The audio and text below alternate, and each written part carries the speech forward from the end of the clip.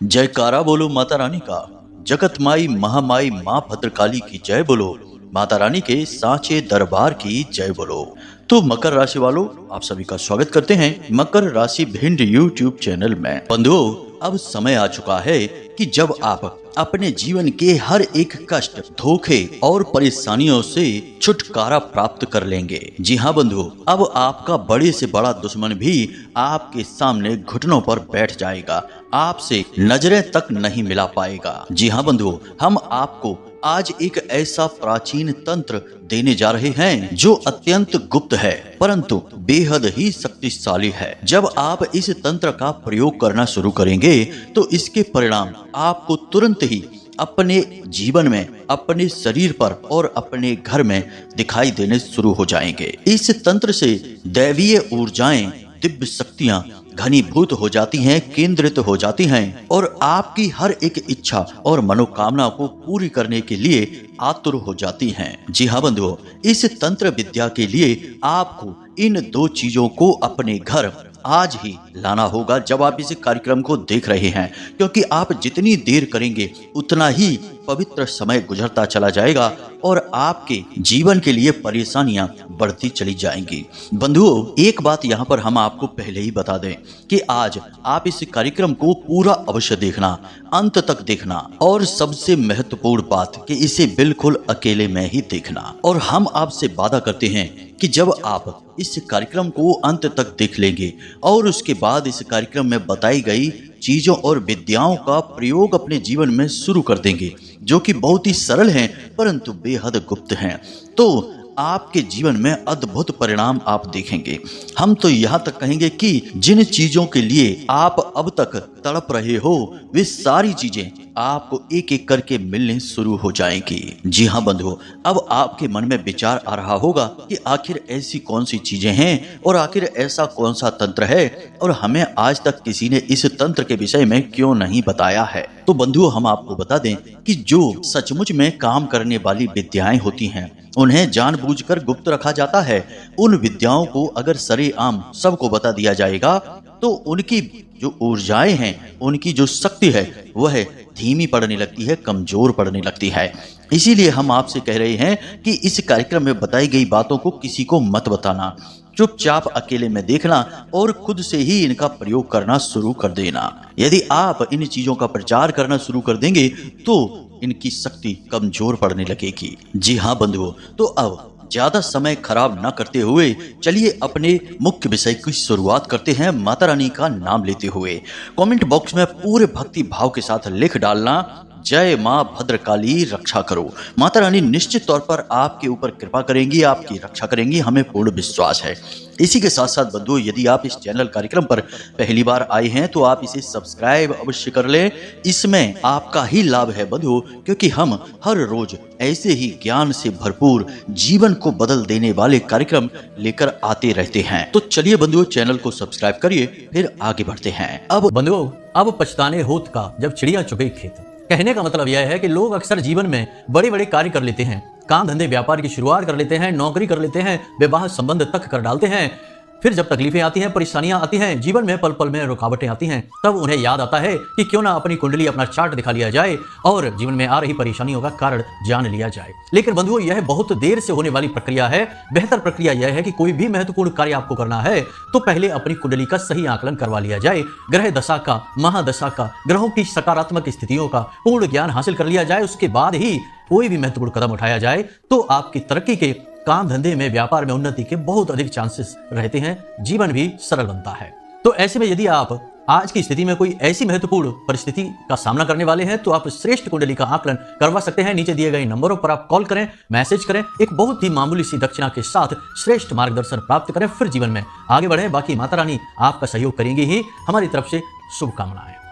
ध्यान से सुनिए। तो बंधुओं, हमने आपको चीजों के विषय में पहले भी कई बार ज्ञान दिया है और उन चीजों के प्रयोग करने से सैकड़ों, हजारों लोगों को बहुत लाभ भी प्राप्त हुए हैं। लोग हमें कमेंट करते हैं, मैसेज करते हैं और कहते हैं कि गुरुजी, आपने जो हमें उपाय बताया, जिन चीजों के बारे में हमें ज्ञान दिया, हमने जब उन चीजों का प्रयोग करना शुरू किया तो हमारे जीवन में अद्भुत बदलाव आने शुरू हो गए। मतलब कहने का यह है कि कई लोगों को अपने जीवन के कष्टों से मुक्ति प्राप्त हुई है। अब बंधुओं, ये सब बातें हम आपको इसलिए बता रहे हैं कि अब तक हमने आपको जिन चीजों के विषय में बताया है वह इन दो चीजों के आगे कुछ भी नहीं है। जी हाँ बंधुओं, इन दो चीजों की शक्तियां बहुत अधिक हैं। इन्हें जानबूझकर गुप्त रखा जाता है। इनके विषय में लोगों को जानबूझकर बताया नहीं जाता है क्योंकि इनके दुरुपयोग होने का खतरा बना रहता है। इन चीजों के विषय में पुराणों में देखने को कई बार आता है कि ये उपाय हमारे पुराने प्राचीन ऋषि मुनि राजा महाराजाओं को और राजकुमारों को इन चीजों के विषय में बताया करते थे और इन चीजों के प्रयोग से इन राजा महाराजाओं को बहुत सारी खुशियां प्राप्त होती थीं, बड़े बड़े राज्यों की विजय प्राप्त होती थी, धन दौलत और संपदा अकूत मात्रा में भर जाया करती थी, खजाने भरे रहा करते थे और सुंदर कन्याओं से उनका विवाह हो जाया करता था। तो कहने का मतलब यह है कि ये दो चीजें प्राचीन गुप्त महाविद्याएं हैं। अब समय आ गया है कि जब आप इन दो चीजों से अपना परिचय करें और इनके प्रयोग करने शुरू करें। बंधुओं, अब आगे कार्यक्रम में जो हम आपको बताने जा रहे हैं उसे बिल्कुल ध्यान के साथ सुनना है और जरूरत पड़े तो कुछ चीजों को आप नोट भी करते चलें। तो अब ध्यान से सुनिए बंधुओं। भोलेनाथ, जिन्हें हम महादेव कहते हैं, उन्हें महादेव या महाकाल यानी उनके नाम के आगे महा इसलिए लगा है क्योंकि वे इन सब चीजों से ऊपर हैं। देवों से भी वे ऊपर हैं, काल यानी समय से भी वे परे हैं। वे समय की सीमाओं में नहीं आते हैं। अब महादेव की एक विशेष खूबी है कि जब किसी के जीवन में हद से ज्यादा कष्ट लिखा रहता है और उन कष्टों को भोगते भोगते जातक परेशान हो जाता है, उसे कोई मार्ग नहीं दिखाई देता, तो वह महादेव की शरण में चला जाता है। और जब महादेव की शरण में वह जाता है तो महादेव उसके माथे पर लिखी हुई किस्मत की लकीरों को बदल डालते हैं। उसके भाग्य को पलटने की, उसकी किस्मत को बदल देने की और कष्ट की जगह उसके जीवन में, उसकी किस्मत में खुशियों को लिख देने की क्षमता, शक्ति, पराक्रम्य केवल भोलेनाथ के पास है, महादेव के पास है। इसी प्रकार पुराणों में एक कथा सुनने को मिलती है कि ब्रह्मा जी एक बार परेशान होकर भोले बाबा से मिलने उनके धाम पहुंचते हैं और जब उनके धाम पहुंचते हैं तो भोले बाबा आंख मूंद कर समाधि में बैठे थे। तो ब्रह्मा जी जब भोले बाबा के पास पहुंचे तो माता पार्वती ने उनसे पूछा कि क्या हुआ, आप इतने परेशान क्यों दिखाई दे रहे हैं। तो ब्रह्मा जी माता पार्वती से शिकायत करते हुए कहते हैं कि हम भोले बाबा से बहुत परेशान हो चुके हैं। पार्वती माता पूछती हैं कि आखिर क्या हुआ, ऐसी कौन सी बात हो गई। तो ब्रह्मा जी कहते हैं कि हम किसी जातक के जीवन में उसके कर्म के अनुसार दुख और कष्टों को लिखते हैं और वह जातक अपने कष्ट और परेशानियों को भोग भी रहा होता है, अपने कर्म काट रहा होता है, लेकिन कहीं से उसे जब भोले बाबा के बारे में पता चलता है तो वह उनकी शरण में चला जाता है।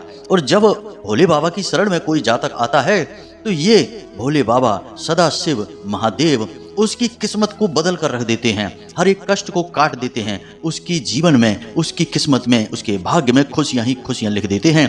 यानी कि ये हमारे लिखे हुए विधान को, विधि के विधान को ही पलट कर रख देते हैं। ऐसा कैसे चलेगा माते, जब भोले बाबा किसी की किस्मत का फैसला खुद ही कर देंगे तो फिर हम ब्रह्मा और विष्णु जी यानी नारायण श्री हरि विष्णु की आवश्यकता ही क्या है। तो माता पार्वती कहती हैं कि इसमें भोले बाबा का कोई दोष नहीं है। भोले बाबा हैं ही इतने भोले कि वे केवल जो सामने दिखता है, जिसका भाव गहरा है, जो दर्द में होता है, जिसकी आंख से आंसू बहते हैं, बस उसी को देखकर पिघल जाते हैं। इसीलिए तो इनका नाम भोलेनाथ है, क्योंकि ये जातक के दुख को देख ही नहीं सकते हैं। और जैसे ही जातक इनके आगे आकर आंसू बहाता है, दुखी होता है, तो ये उसके सारे कष्ट स्वयं अपने ऊपर ले लेते हैं और उसके जीवन में खुशियां ही खुशियां भर देते हैं। यानी कि भोलेनाथ का यह व्यक्तिगत स्वभाव है। और चाहे देव हो, दानव हो, मानव हो या स्वयं महादेव ही क्यों ना हो, अपने स्वभाव के विपरीत कोई जा ही नहीं सकता है और यही भोलेनाथ की मजबूरी है। तो इस कहानी से हमें यह शिक्षा मिलती है कि जब जीवन में कष्ट बढ़ जाए, परेशानियां बढ़ जाएं, तो भोलेनाथ की शरण में चले जाइए। ऋषि मार्कंडेय जो अल्प आयु थे, भोलेनाथ की शरण में जाते ही अमर हो गए और भोले बाबा के आजीवन सेवक और भक्त बन गए। तो ये सारी बातें हम आपको इसलिए बता रहे हैं कि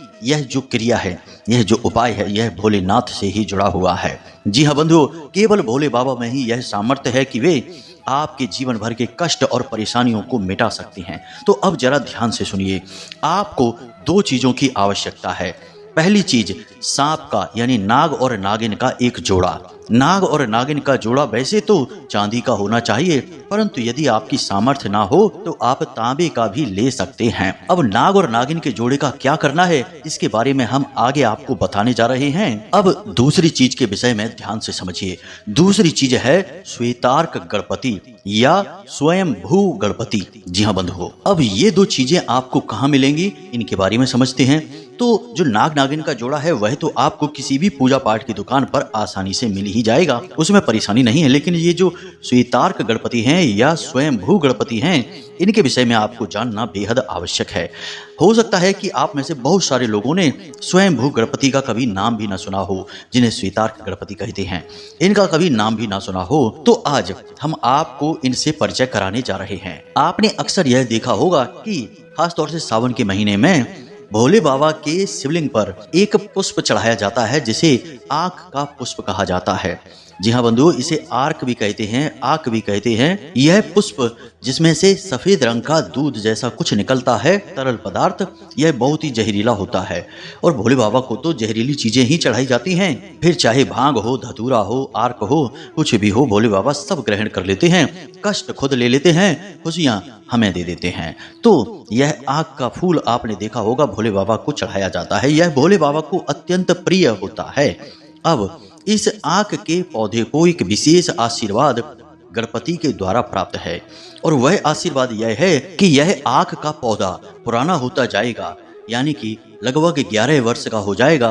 तो इसकी जड़ का जो केंद्र है वह बिल्कुल गणेश जी का रूप ले लेगा, यानी कि स्वयं गणेश जी प्रकट हो जाएंगे। अब गणेश जी यहाँ क्यों प्रकट होंगे, क्योंकि यह पौधा स्वयं भोलेनाथ का प्रतीक माना जाता है और गणेश जी को भोले बाबा का साथ बहुत अधिक प्रिय है। और एक बात हम बता दें कि पुराणों में यह घटना लिखी हुई है, आपने भी सुनी होगी कि भोलेनाथ गणपति से बहुत अधिक प्रसन्न रहते हैं। भोले बाबा ने ही उन्हें प्रथम पूज्य होने का वरदान भी दिया था। जब उन्होंने अपने संसार का एक चक्कर लगाने वाली घटना जो थी उसके विषय में गणेश जी ने अपने माता पिता यानी माता पार्वती और भोले बाबा का चक्कर लगा लिया तो भोलेनाथ बहुत प्रसन्न हो गए। यह कहानी लंबी है, फिर कभी आपको सुनाएंगे। तो कहने का मतलब यह है कि भोलेनाथ के साथ गणपति वहां प्रकट हो जाते हैं। अब आपको क्या करना है, अब इसे जरा ध्यान से समझिए। अब कोई पौधा जो आंख का है वह कितना पुराना है यह कैसे पता चलेगा, और उसकी जड़ में गणपति निर्मित भी हो पाए हैं कि नहीं हुए हैं यह भी कैसे पता चलेगा। आप कहाँ तक पौधों को ढूंढते और उनकी जड़ को खोदते फिरेंगे। तो इसके लिए हमारे शास्त्रों में यानी शिव पुराण में भी लिखा हुआ है कि यदि कोई जातक सफेद आंख के पौधे की जड़ को लेकर आ जाए और उसे गंगा जल से स्नान करा के पूर्ण पवित्रता के साथ विधि विधान के साथ अपने घर में लाकर रख ले तो वह गणपति का रूप ही माना जाता है, चाहे उसमें स्वयं भू गणपति प्रकट हुए हों या नहीं, क्योंकि इस पौधे को आशीर्वाद प्राप्त है कि इसकी जड़ में गणपति प्रकट होंगे 11 वर्ष के बाद। अब जब प्रकट होंगे तब तो वह गणपति का रूप बन ही जाएगा, लेकिन उससे पहले भी वह स्वयं भोलेनाथ और गणपति का प्रतीक ही माना जाता है। तो उम्मीद है कि यहाँ तक आपको बातें समझ में आ गई होंगी। नाग नागिन का एक जोड़ा और श्वेतार्क गणपति यानी स्वयं भू गणपति का प्रतीक आंख के पौधे की जड़। छोटा सा एक टुकड़ा आपको लेना है, पूरी जड़ नहीं खोदनी है, पौधे को तहस नहस नहीं करना है, उसे ज्यों का त्यों लगा रहने देना है, थोड़ी सी उसकी जड़ को खोदकर अपने घर लेकर आ जाना है। अब शास्त्रों में श्वेतार्क गणपति के कई प्रयोग लिखे हुए हैं, क्योंकि हर एक जातक के जीवन में कष्ट अलग अलग रूप में होते हैं। कोई कर्ज से परेशान है, किसी का व्यापार नहीं चल रहा, किसी के जीवन में क्लेश मचा हुआ है, परिवार में शांति नहीं है, यानी कि अलग अलग रूपों में इनके अलग अलग प्रयोग हैं। तो अब कैसे करने हैं इनके प्रयोग, इसे आप जरा ध्यान से समझिए। यदि आपको शत्रु से परेशानी है, यानी कि आपके शत्रु अधिक हैं, आपके खिलाफ षड्यंत्र रचते रहते हैं, यहाँ तक कि तंत्र मंत्र बाधाएं भी आपके जीवन में खड़ी होती रहती हैं, तो आपको शनिवार के दिन श्वेतार्क गणपति अपने घर लाना है, यानी कि सफेद आंख के पौधे की जड़ को थोड़ा सा टुकड़ा खोद कर काट कर अपने घर लाना है और फिर इसे रात्रि के समय पूजन करना है, यानी कि गाय के घी का दीपक जलाना है और इसे शुद्ध करने के बाद सिद्ध किया जाता है। सिद्ध करने के लिए ओम गम गणपतये नमः इस मंत्र की एक माला जाप आपको करनी है। उसके बाद आपको ओम भैरवाय नमः, जी हाँ बंधुओं ध्यान से सुन लें, ओम भैरवाय नमः भगवान भोलेनाथ के भैरव स्वरूप में इस श्वेतार्क गणपति को सिद्ध किया जाएगा। फिर इसके बाद 4 जोड़ी लौंग की और एक लोहे का छल्ला, जिसे उंगली में हम पहनते हैं वैसा एक लोहे का छल्ला आपको चाहिए, और काले कपड़े में आपको इन चीजों को लपेटना है। काले धागे से लपेटकर पोटली का रूप दे देना है और इसे अपने घर के मुख्य दरवाजे पर रात्रि के समय ही बांध देना है। इस प्रकार से बांधना है कि यह किसी को दिखाई ना दे, छिपा रहे। बस इससे आपके जीवन की हर एक नकारात्मक ऊर्जा, तंत्र मंत्र बाधा, नजर टोना टोटका सब कुछ अपने आप समाप्त हो जाएगा। किसी ने जानबूझकर यदि आपके ऊपर तंत्र क्रिया कर रखी है तो वह तांत्रिक क्रिया वापस उसी के पास चली जाएगी। जी हाँ बंधुओं, इसी प्रकार यदि आपको धन लक्ष्मी को यानी स्थायी लक्ष्मी को अपने जीवन में आकर्षित करना है, अब पैसे तो जीवन में आते रहते हैं और खर्च भी होते रहते हैं, तो इसे लक्ष्मी का आगमन नहीं कहेंगे, क्योंकि एक हाथ से पैसा आया और दूसरे हाथ से निकल गया, आपके पास कुछ भी नहीं बचा, तो यह लक्ष्मी का आगमन नहीं है, यह जीवन यापन चल रहा है। लक्ष्मी का आगमन या स्थायी लक्ष्मी का निवास उसे कहते हैं कि जब पैसा आए और पैसा खर्च भी हो, परंतु कुछ इस प्रकार का आपके जीवन में धन का प्रवाह हो कि आपकी तिजोरियां भी भरती चली जाएं, आपके बैंक बैलेंस भी भरते चले जाएं और आपके खर्चे भी अच्छी तरह से पूरे होते रहें, यानी कि इसे ही स्थायी लक्ष्मी का वास कहा जाएगा। तो यह वास यदि आपको चाहिए तो इसके लिए आपको क्या करना है, इसे जरा ध्यान से सुनिए। आपको पीले कपड़े में श्वेतार्क गणपति की पोटली बनानी है और बिल्कुल उसी विधि के साथ रात्रि के समय गाय के घी का दीपक जलाना है और इस श्वेतार्क गणपति को शुद्ध करने के बाद सिद्ध करेंगे। उसी प्रकार से मंत्रों का उच्चारण करेंगे। ओम गम गणपतये नमः एक माला इसकी जाप करेंगे। उसके बाद ओम श्रीम महालक्ष्मी नमः इस मंत्र का एक माला जाप करेंगे। मंत्र एक बार फिर से ध्यान से सुने, ओम श्रीम महालक्ष्मी नमः। इसके बाद आप उसी पीले रंग के कपड़े की पोटली बनाएंगे, साथ में थोड़ी सी कुछ चीजें और रखेंगे, यानी एक हल्दी की गांठ रखेंगे, एक चांदी का सिक्का रखेंगे और एक जोड़ी लक्ष्मी कौड़ियां रखनी है। लक्ष्मी कौड़ी आपको पूजा पाठ की दुकान पर मिल जाएगी। अब इसकी पोटली बनाकर आपको पीले धागे से लपेटकर ही पोटली बनाना है, यह याद रखना। इसकी पोटली बनाकर आपको अपने घर के उस स्थान पर रखना है जहां आप पैसे रखते हैं, चाहे वह कोई अलमारी हो, चाहे वह तिजोरी हो, कोई भी ऐसी जगह जहां आप लाकर अपने पैसे रखते हैं, उसी स्थान पर आपको इस पोटली को रख देना है। अब इसी प्रकार के व्यापार को बढ़ाने के, कर्ज से मुक्ति प्राप्त करने के, जीवन में प्रेम संबंध को आकर्षित करने के, पति पत्नी के बीच में यदि प्रेम नहीं है, आपसी प्यार समाप्त हो चुका है, तो उसे किस प्रकार वापस लेकर आएं और फिर से प्रेममय जीवन कैसे बनाएं, इसके बहुत सारे प्रयोग होते हैं श्वेतार्क गणपति के, परंतु उनके विषय में हम आज बात नहीं करेंगे, वरना हमारा कार्यक्रम बहुत अधिक लंबा हो जाएगा। अभी फिलहाल हमने 2 प्रयोग आपको बता दिए हैं, इन्हें आप अवश्य कर लें, दोनों ही प्रयोगों को आप कर लें। अब बात करते हैं अपने मूल प्रयोग की, उस नाग नागिन के जोड़े की जिसे आप लेकर आए हैं। इस जोड़े को आपको सोमवार के दिन लेकर आना है अपने घर में, गंगा जल के साथ इसे शुद्ध कर लेना है। और इसे सिद्ध कैसे करेंगे, इसे जरा ध्यान से सुनिए। तो सोमवार के दिन आपको भोलेनाथ के मंदिर पर जाना है और वहां पर शिवलिंग के ऊपर आपको इस नाग नागिन के जोड़े को रख देना है। रुद्राक्ष की माला के साथ आपको पंचाक्षरी मंत्र 1 माला कम से कम जाप करनी है। वैसे तो नियम के अनुसार 11 माला जाप करनी चाहिए, परंतु यदि समय का अभाव है तो आप 1 माला जाप करेंगे तब भी चल जाएगा। तो हमारे अनुसार तो आप 11 माला जाप करें, मंत्र छोटा ही है, जाप करने में अधिक से अधिक आपको 1-1.25 घंटा लगेगा, ज्यादा नहीं लगेगा और कम ही लगेगा। बस इस बात का ख्याल रखना कि मंत्र शुद्ध होना चाहिए। मंत्र पंचाक्षरी आप जानते ही हैं, ओम नमः शिवाय, इस प्रकार आपको शुद्ध उच्चारण करना है। जल्दबाजी में ओम नमः शिवाय ऐसे नहीं करना है, ओम नमः शिवाय इस प्रकार से आपको पूर्ण उच्चारण करना है। तो आप 11 माला जाप करें। उसके बाद जलाधारी से जो जल निकल रहा है उस जल को थोड़ा सा लोटे में अपने ले लें और उसी जल में आप इन नाग नागिन के जोड़े को भी डालकर रख दें। अब आप अपने घर वापस आ जाएं। आपके घर में एक कोना है जिसे हम ईशान कोण कहते हैं। ईशान यानी भोले बाबा, उनका ही नाम है। तो ईशान कोण में आप, यदि आपका घर कच्चा है, वह ईशान कोण कहाँ है आप जानते हैं? पूर्व दिशा और उत्तर दिशा के ठीक बीचों बीच के कोने को ईशान कोण कहते हैं। तो यदि वहाँ पर कच्ची जमीन है तो आप वहाँ पर थोड़ा सा एक गड्ढा खोदें और इस नाग नागिन के जोड़े को मिट्टी में दबा दें। उसके ऊपर आप एक गमला रखें और उस गमले में आप बेलपत्र का पौधा लगाएं और एक शिवलिंग छोटा सा लाकर रख दें। 4 अंगुल से बड़ा शिवलिंग नहीं लाना है, एक शिवलिंग लाकर रख लें उस बेलपत्र के पौधे के ठीक नीचे, और प्रतिदिन उस शिवलिंग के ऊपर थोड़ा सा जल आप अर्पित करना शुरू कर दें। अब यदि ईशान कोण में जमीन कच्ची नहीं है, क्योंकि आजकल तो पक्के घर बनने लगे हैं, फर्श पर टाइल पत्थर वगैरह लगा रहता है, तो अगर ऐसा नहीं है तो आप वहां पर एक गमला रख दें और उस गमले में ही बिल्कुल तली में, बिल्कुल नीचाई में, बिल्कुल तली में इस नाग नागिन के जोड़े को रख दें। उसके ऊपर मिट्टी डालें, उसी के ऊपर आप यह बेलपत्र का पौधा लगाएं और उसी के ऊपर आप भोलेनाथ को स्थापित कर दें। ऐसा भी कर सकते हैं, इसमें भी कोई समस्या नहीं है। अब कुछ लोग होंगे जो कहेंगे कि गुरुजी, हमारे घर में तो ईशान कोण में कोई कमरा पड़ता है, वहां पे तो प्रकाश की भी व्यवस्था नहीं है, तो वहां तो पौधा जीवित ही नहीं रह पाएगा, गमला भी नहीं रख सकते हैं, तो क्या करें?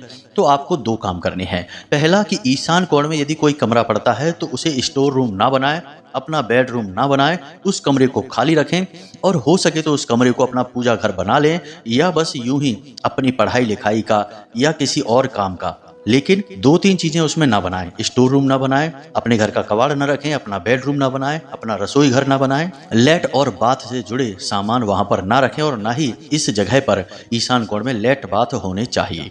तो इन चीजों से आपको बचना है। कमरा है या जगह है तो उसे खाली रखें, साफ सुथरा रखें। अगर प्रकाश की व्यवस्था है तो फिर आप, हमने बता ही दिया है, इस क्रिया को करें। अगर प्रकाश की व्यवस्था नहीं है तब भी आप कमरे को खाली रखें, साफ सुथरा रखें और वहां पर बल्ब हमेशा 24 घंटे जलते रहना चाहिए। प्रकाश हमेशा वहां रहना ही चाहिए, चाहे आप बल्ब से प्रकाश लेकर आए फिर भी वहां प्रकाश हमेशा होना ही चाहिए। तो एक तो यह कार्य होगा जो आपको करना है। दूसरा कार्य यह है कि आपके घर की छत पर ईशान कोण जिस भी दिशा में पड़ता है, जिस तरफ पड़ता है, आप इस गमले को जिसमें नाग नागिन का जोड़ा रखा हुआ है, इस गमले को छत पर ईशान कोण में रख लें, तब भी वही फल आपको प्राप्त होगा।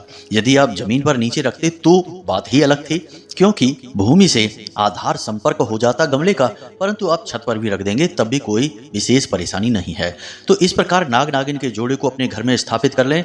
किसी भी प्रकार की नकारात्मक ऊर्जा, राहु केतु की परेशानी, शनि की परेशानी या फिर किसी भी अन्य प्रकार की परेशानी आपके जीवन में है, वह समाप्त होनी शुरू हो जाएगी। प्रतिदिन भोले बाबा को जल समर्पित आप करेंगे और हमने कहा ही था कि जिसके जीवन में चाहे किसी भी प्रकार का कष्ट क्यों ना हो, चाहे वह देवी देवताओं से कष्ट आ रहा हो, चाहे ग्रह नक्षत्रों से हो, चाहे किसी भी प्रकार की बाधा हो, एक बार जो भोले बाबा की शरण में चला गया, उसके जीवन के सारे कष्ट और परेशानी भोले बाबा स्वयं ग्रहण कर लेते हैं और उस जातक के जीवन में खुशियां और आनंद भर देते हैं, उसके भाग्य को ही पलट कर रख देते हैं। तो इस प्रकार से आपको इन क्रियाओं को करना है। इन क्रियाओं को करने के सारे विधि विधान हमने आपको समझा ही दिए हैं। कार्यक्रम को आप अच्छी तरह से समझ चुके हैं, देख चुके हैं। अब इन क्रियाओं को आप अपने जीवन में करिए और उसके बाद क्या परिणाम आपको प्राप्त होते हैं, उन्हें हमें कमेंट करके या फिर वीडियो में दिए गए नंबर के माध्यम से फोन करके अवश्य बताना है। क्योंकि बंधुओं, हम जो मेहनत करते हैं, जो क्रियाएं, जो उपाय आपको बताते हैं, वे अत्यंत सिद्ध होते हैं, अपने आप में ही महाशक्ति को लेकर चलते हैं और पूर्ण रूप से सात्विक होते हैं, यानी देवी देवताओं से जुड़े हुए होते हैं। तो हम तो जानते ही हैं कि ये क्रियाएं काम करती हैं, परंतु आपके मुख से सुनकर हमें बहुत गहरे आनंद की प्राप्ति होती है कि चलो हमारी मेहनत सफल हुई, माता रानी की जो हम भक्ति करते हैं वह भी हमारी सफल हो गई, क्योंकि जन सेवा में हमारा प्रयास काम कर रहा है। इस वजह से हम आपसे कहते हैं कि यदि आपके जीवन में जब सुधार आना शुरू हो जाए तो हमें एक बार बताना अवश्य, हमें बहुत अच्छा लगेगा। तो चलिए बंधु, आज के इस कार्यक्रम को यहीं पर समाप्त करते हैं। अब यदि कोई प्रश्न आपके मन में हो या कुंडली विश्लेषण कराना हो तो हमने वीडियो में नंबर दे रखा है, इस नंबर पर आप फोन कर सकते हैं। दिन में 10 बजे से लेकर शाम को 4 बजे के बीच में इसी समय फोन करें, क्योंकि इससे पहले और इससे बाद हम माता रानी की सेवा में रहते हैं तो आपसे बात नहीं हो पाएगी। तो उम्मीद करते हैं कि आप हमारी बातें समझ रहे हैं। अब आज के कार्यक्रम में हम आपसे विदा लेते हैं। हमेशा हंसते रहिए, मुस्कुराते रहिए, सकारात्मक रहिए और दिन में एक बार मंदिर अवश्य हो आइए, क्योंकि आपका उद्धार तो वहीं से होना है। तो प्रेम से बोलिए जय माई की, जय मां भद्रकाली, जय बाबा भोलेनाथ। आपका कल्याण होगा। धन्यवाद।